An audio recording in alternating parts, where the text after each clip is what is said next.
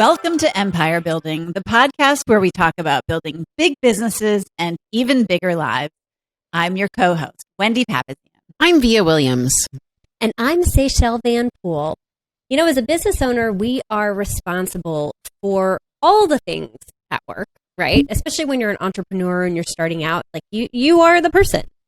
You know, what's interesting about that, though, is oftentimes, especially as females, we're also responsible for all the things or many of the things at home. And so not only do we keep our teams and our companies running, we as women also are keeping the household at the same time running too. And I always have this thought in my head where, you know, that like circus little show, if you will, right? And like you go to the circus and you see this guy and he like sets up all these little stands of sticks and he starts spinning the plates one by one, right? And then he starts getting them all going and they're all going and he's going back and forth, spinning all the plates, spinning all the plates, spinning all the plates. Well, it's great to do that for like a minute or 2 minutes while he's doing his show. But many times as entrepreneurs and also busy household runners, like we're spinning the plates 24/7. Okay, Seychelle, I use this plate spinning analogy every day, daily. Like literally, Really? It's like I feel like it's my title. I didn't know that every day I'm like, I'm the plate spinner. I'm the plate spinner. Yes, You're the plate spinner. Yeah. And like you can do that short term, just like he can successfully spin those plates short term. Put that on your bio. Backup Seriously. person. I might do that. And we need to do an episode on bios. We've had a lot of popular requests. I know. on that. Yeah. Okay, Secretary. we'll give you Write a bio. that down. I did. Yeah. It's on our future list, so it's on It there. is. I saw it. We'll do it. It is. So we'll get that for you guys. But, you know, it's okay to spin those plates for a couple of minutes, but the odds are that guy can't do that all day. He's going to break some plates.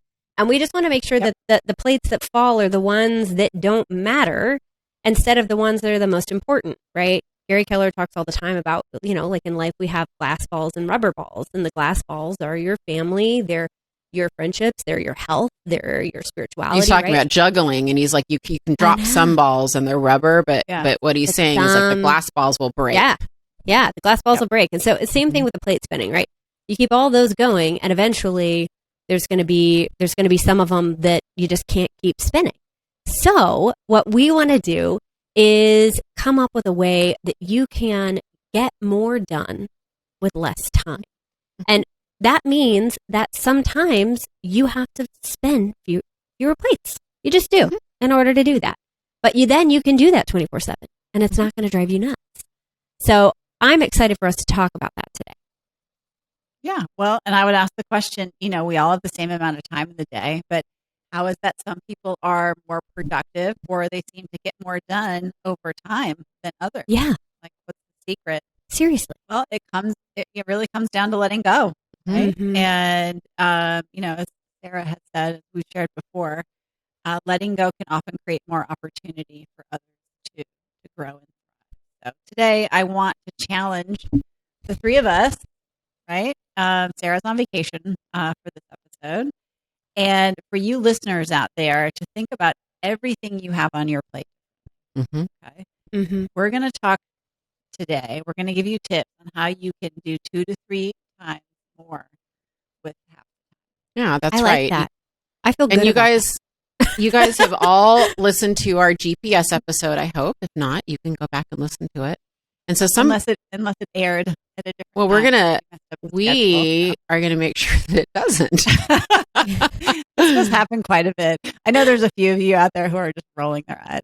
They're like, yeah, they don't really. Like we record these in batches, admittedly, and so we'll do like a batch recording. And then later we're like, oh shoot, we should do that.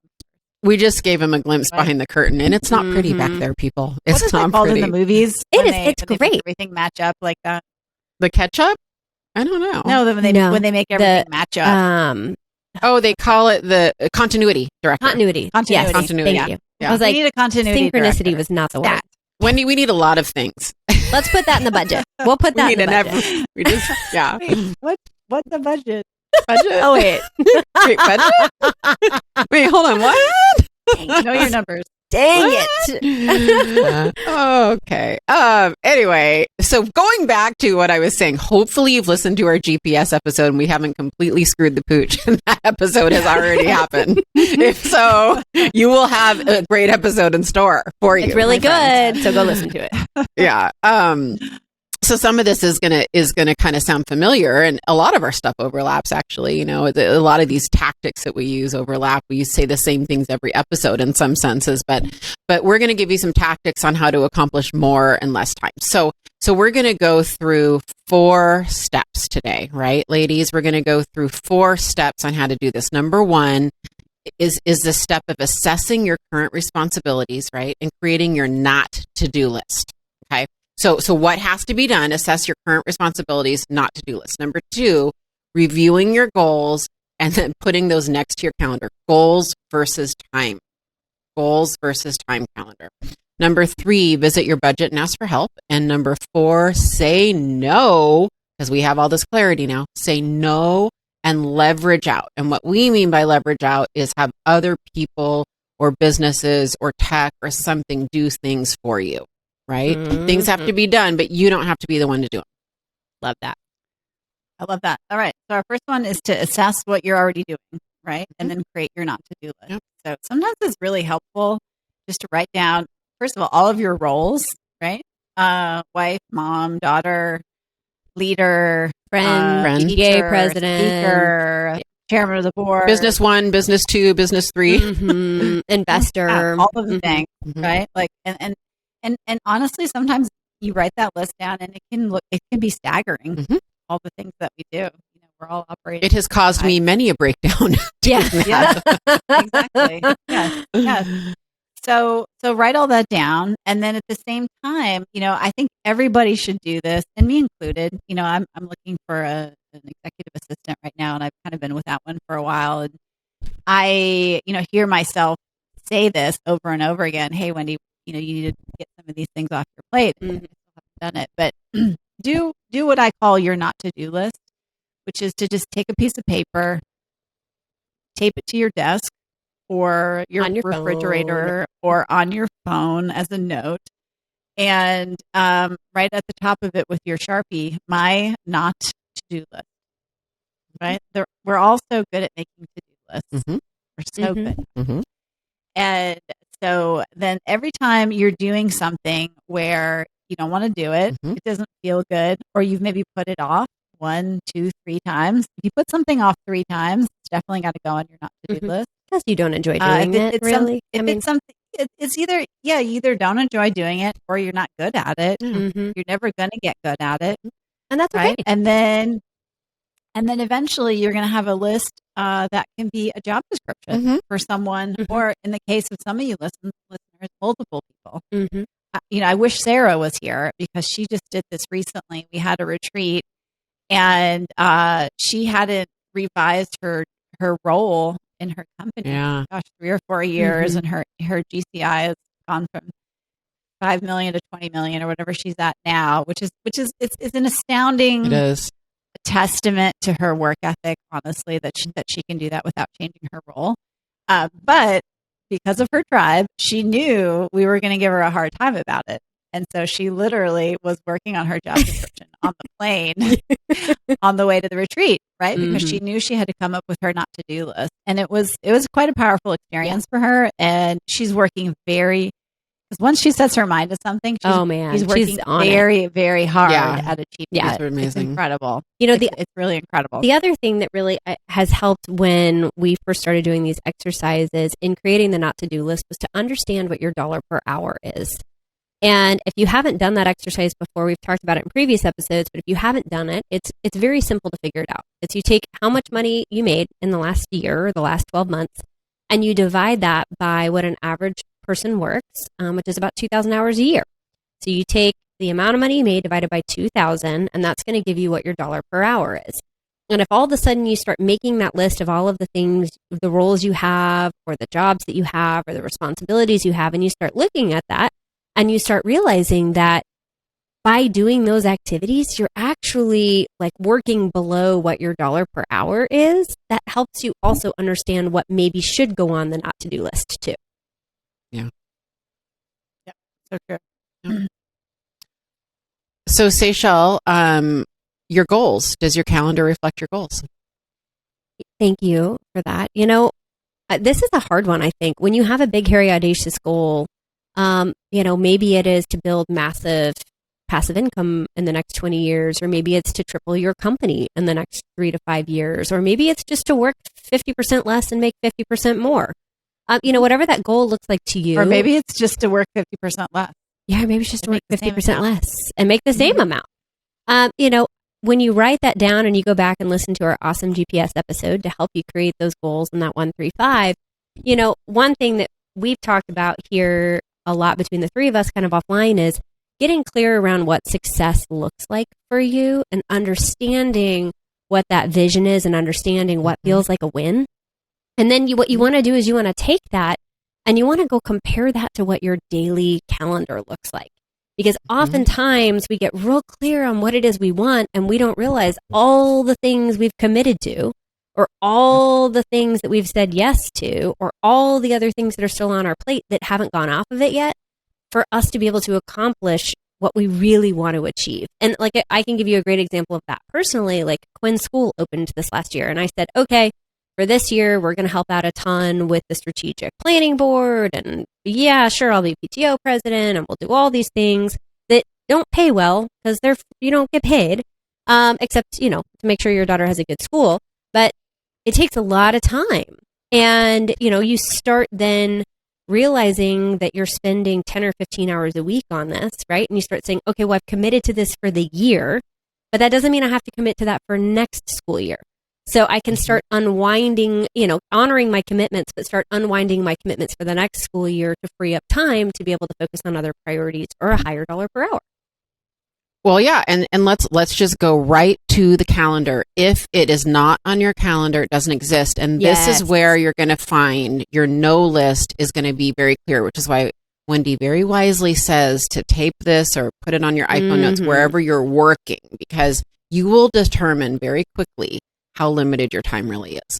When you back out of this and you go, okay, what are my most important items? For most of us, it's, you know, family and, you know, so that's okay. So like, what are my obligations with my family? You know, maybe it's dinner together every night. Maybe it's, you know, I won't miss a soccer game or whatever it is.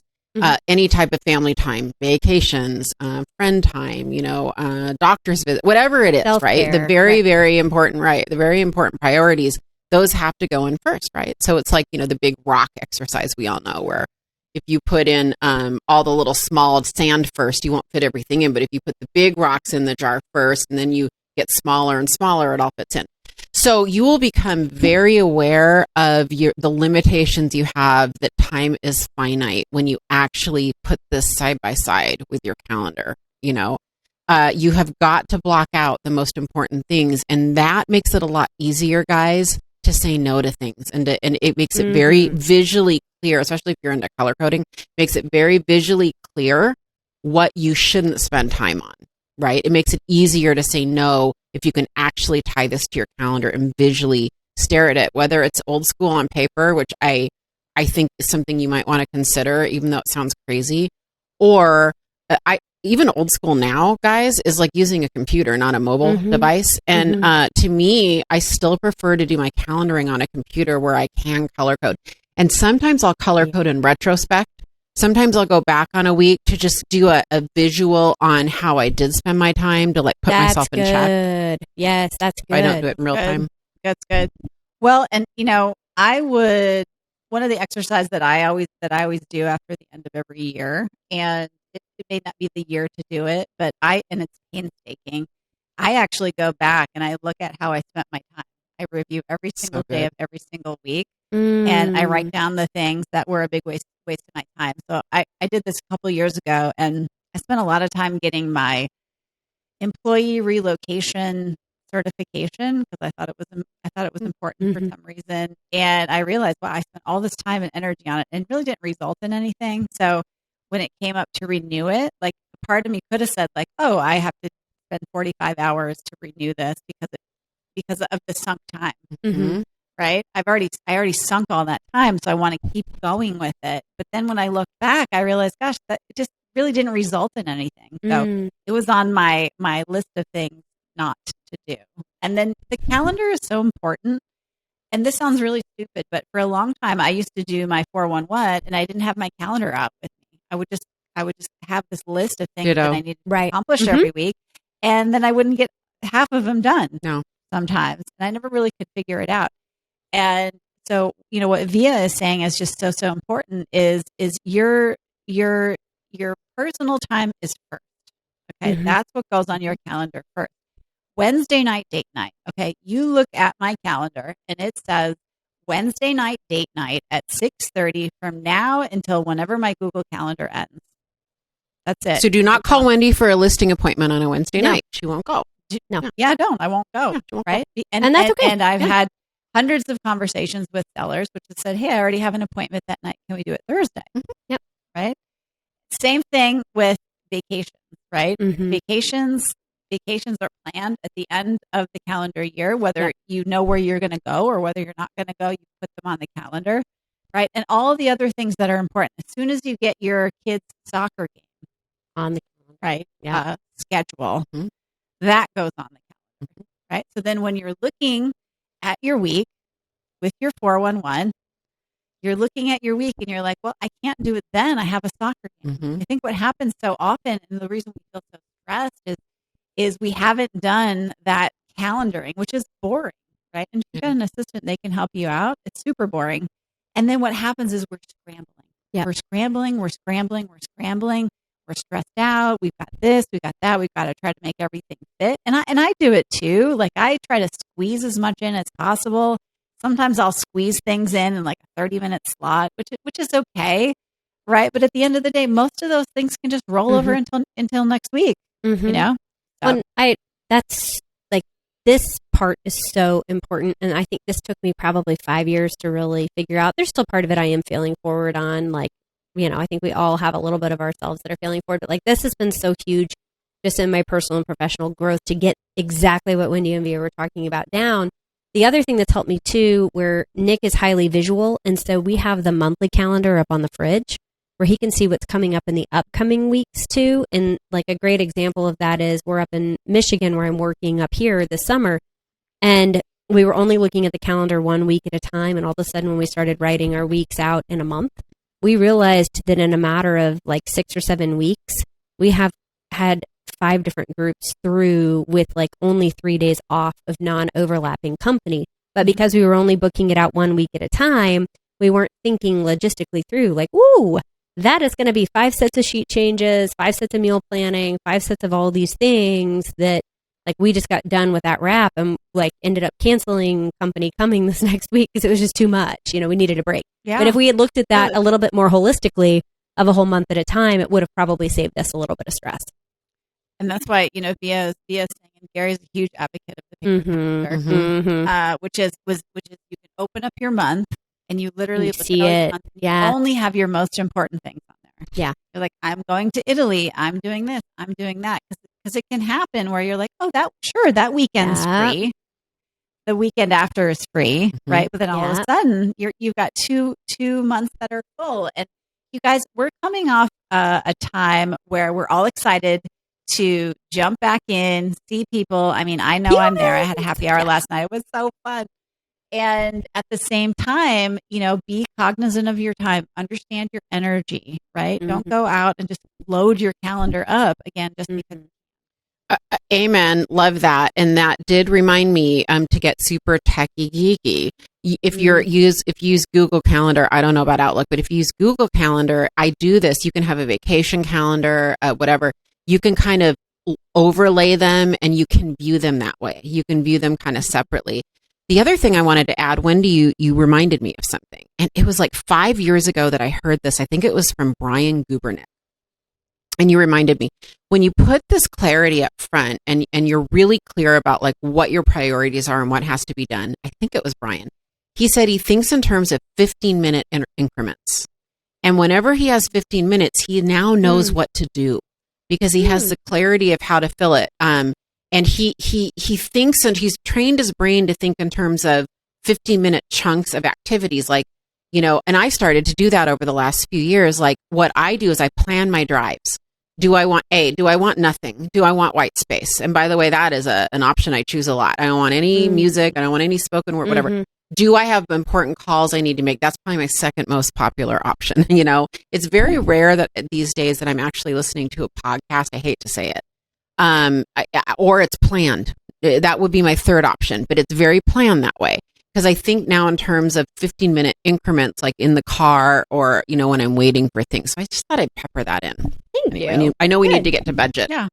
Well, I love That's that. awesome. Thank you for sharing that. Yeah. Great. Yeah. Yeah. All right. So our next thing is really to think about how we can do more with less in terms of our budget.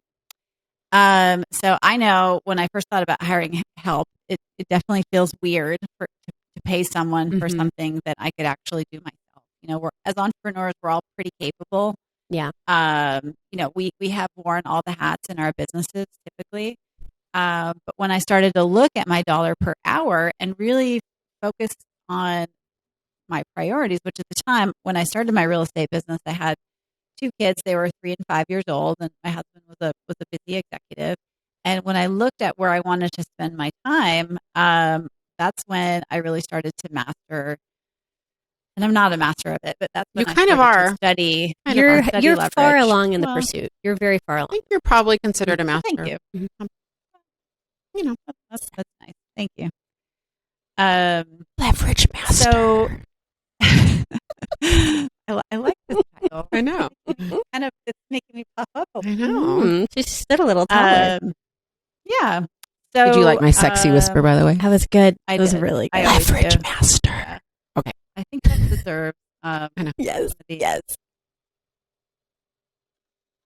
Yeah, I agree. I really did deserve that. Thank Okay. We just discovered you. some little things. We're so These high tech. We have sound these little effects. things. Yes. We Isn't that we exciting? just discovered that when Thea went to get a cup of coffee. Mhm. Amazing. We were That's really amazing. excited to use that. So you, I'm listeners. kind of floored right now, actually, because I was getting coffee. I did not know about that. So Yep. Now anyway, you know. I'm always the one that brings us off track. I've noticed. We need to. Sorry. Okay, back to the no, budget. I think I do. We're good. Yeah. I think Seychelles is Well, the best whipper. maybe someday A whippersnapper? offline they can Am I get a our nickname for whippersnapper? No, Seychelles, and like they'll know a- why. You're cracking the whip. Sometimes. Okay. So budget, guys. The key isn't to go over your budget. We want to just start looking at some life hacks to get help on a budget, right? Yeah.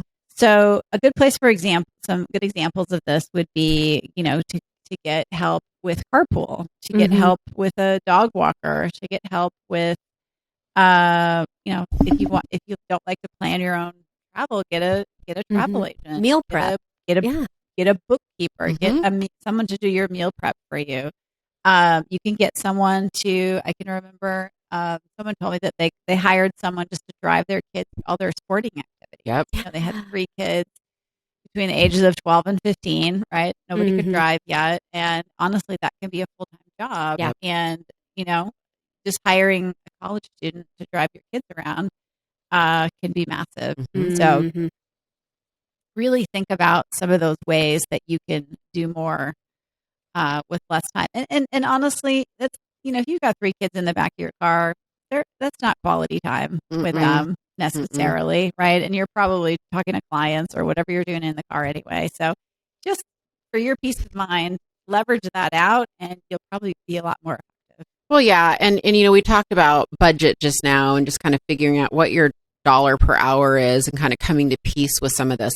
Let's talk about who we should leverage some of it out to, and it kind of ties into that, Wendy, a little bit, because Mhm. here's a real life example that happened yesterday. I got a super fun text from hubby that was to our family group text that my assistant, I was mirroring my screen and it popped up. She's like, whoa, he's a little upset. He was. The dogs had a little accident. And, my husband kind of hit his limit with that. And he's like, Mhm. family meeting about the dogs, right? Because we just, we're trying to drag the kids to walk the dogs. We're too busy. It's like a whole thing. So I was driving home, preparing for what was awaiting me at home. And I'm like, all right, I can get on, there's a lot of apps. I can hire a dog walker. And then I started thinking, well, okay, it's probably fair that this isn't in the scope of their regular chores, right? It's my dog. I'm the one that brought the dogs in, like whatever. So that is a good example. I can't help but now You're the one thinking that- about the you're the who one- let the Should we do a whole dogs out? episode on the dogs? Ooh. We should do a whole episode on my dog Puppies. journey, Couldn't help Via's it. dog journey. Pandemic puppies. How Via Yes. got 2 dogs in a year. Yeah, that's a long story. But How to take 2 dogs and turn it into 5. well, it's That's yes, different. That's a different kind of. that's a different episode. topic. That's. But I that do how you have get more YouTube. work? I do need to publish it to YouTube. I whelped 3 puppies, people. I got a quarantine puppy, You did. and my That was quarantine impressive. puppy got pregnant at 6 months with 3 puppies. That's a whole new episode. However, here's what my point is: how to distinguish who. Like, I could hire someone outside, and then I thought, okay, this is a time I'll pay my kids. I don't always pay my kids. Like, they don't get paid to put the dishes away. They Right. don't get paid to do their chores. They're going to get paid for this. So I sat down last night and I said, kids, I'm about to pay a dog walker. Do you want to make some money? Yeah. I'm like, okay, then let me research how much it is I would pay, and I'm going to give you an offer, basically, Mhm. and we're going to see. So the only reason I share that is that, like, that's how I distinguish, am I going to pay the kids to do something, or am I going to hire out? Yeah. If they were like, no, it's not worth any amount of money, you guys, I would have hired it. As it happens, they want to make the money. Yeah. Well, don't tell Gus how much you're paying your son, because Gus only gets $1, $1 $1. a day. Well, I'm each just saying time, that. Each time you take them out. If you Okay, watch me on okay. YouTube, I just said Yeah. no. I mouthed no, Yeah. but I just didn't want Gus to hear that. So Well, Gus doesn't listen to the podcast. yeah, either do my One kids. day So he we're might. good. He's going to be like, I got ripped Yeah. off. It'll be this episode. Quinn will too. Murphy's Law. This is the one Yeah. episode. You'll listen to. Exactly. Oh, They forgot ripped about That is the story of my life. He would listen to that one. I think I don't the other thing too that I personally have struggled with some on this is like just the straight up asking for help. I feel like I always am the one that offers to help other people, but I have trouble accepting help. And so on the leverage piece, like getting over I don't know if it's pride or ego or what it is. It's probably some of both. But just not being too proud to be like, I need help with this, like friends or family. Can Mhm. you help me with I this? struggle with that a lot. No, I think we all do. I Yeah. think I just grew up very independent. Yeah. And I'm just used to I doing it. struggle with it a lot. Mhm. Yeah, it was actually a big aha. One episode we talked about your love language. Mm-hmm. And sometimes your love language is the thing that you actually need the most help with, Oh, right? So my love language is acts of service, Me too. yes. Same Uh, here. which is Ooh, basically help. It's And leverage. It's the thing that you're most afraid to ask for Mhm. help. Oh, Mhm. interesting. It's interesting. Well, yeah, That's why it's our that would love be language. accurate. That would be If you accurate. if you read that book, True Acts of Service, the true definition is unasked. Right. It's doing it. unasked. It's doing it without being It's asked. not. Yep. Can you go get me the coffee? It's unprompted. shows up. Someone brings you But a it cup of coffee. shows Yeah, up through the screen. Mhm. yeah, for sure. That is fair. I love that. So, the point with this is that calendars and budget have to come into consideration here, right? That is part of the equation. We understand that. Do the numbers, map it out, figure out who is going to do all the work. Sometimes you're going to pay, sometimes it can be kids, sometimes it's going to be paid kids, sometimes it can be, a mother. A Actually, mommy's Wendy, I helper. think you imply a mother. Mhm. Don't you imply a mom? Don't you employ a mom? No. I don't know why I thought that. Someone, I don't remember who it is, employs a mom I mean, or I've a got some on mom-in-law. my real estate team. Yeah. Oh, you mean my mom? Yeah. Yeah, a little Little bit. bit. Yeah, she drives my kids. Yeah. Yeah, That's what I totally. thought. Okay. Yeah. Sorry, I was confused. I was Okay. thinking like neighborhood. I mom couldn't or remember if it was something. mother-in-law or your mom. No, That's why I she said. she is actually. Yeah. Yeah, exactly. And you would have paid someone to do it, and you're like, might as Mhm. well pay you, right? Yeah, Exactly. Yeah. absolutely. So that you make these decisions on who just based on that kind of a thing, Mhm. right? Like, Mhm. I would argue, it doesn't matter who cooks the meal really, as long as it's healthy, you just make decisions based on, are you going to pay for food prep or not? And if you are, you just make the best decisions. So each one of these can actually be put on a GPS, by the way, figuring these out can be action items in and of themselves. And then making a decision and dating the decision. You don't have to marry it, saying I'm going to try, this one company for food prep for a month. And if the family doesn't like it, we're going to go on to the next. You don't have to be, Right. Married to any of them. Yep. I love this. And honestly, guys, we all need to hear this all the time. Yeah. I know we Mhm. talk about leverage all the time. And the only way you're going to grow a big business and a big life is To get it down. Get over this, to get Yep. over the hump here. I mean, if you feel like you've got to control and keep your fingers in everything, you're never going to get the life that you want. Yeah. You're just not. You're going to be stuck doing all the things all the time. And if you think that you are the best person to do all those things, that's just hubris. That's right. Mhm. There's no other way to put Mhm. it. It's just hubris. You've got your 20%. You've got the things that, God put everybody on this planet for a reason. And if you don't know what they are, it's your job to figure it out. And once you figure it out, it's to run towards that 20%. And love you that. give the 80% to others in your life so that they have the opportunity to do the same. Right. And if you have the skills and the ability to make money and grow a business, you should absolutely do that. And you should keep running toward that Mhm. to continue to give opportunity to others, because there's not enough good leadership in the world. There's not enough good businesses. There's not enough great cultures, right? And so you guys owe it to the world to continue to do that. Wendy is on fire today.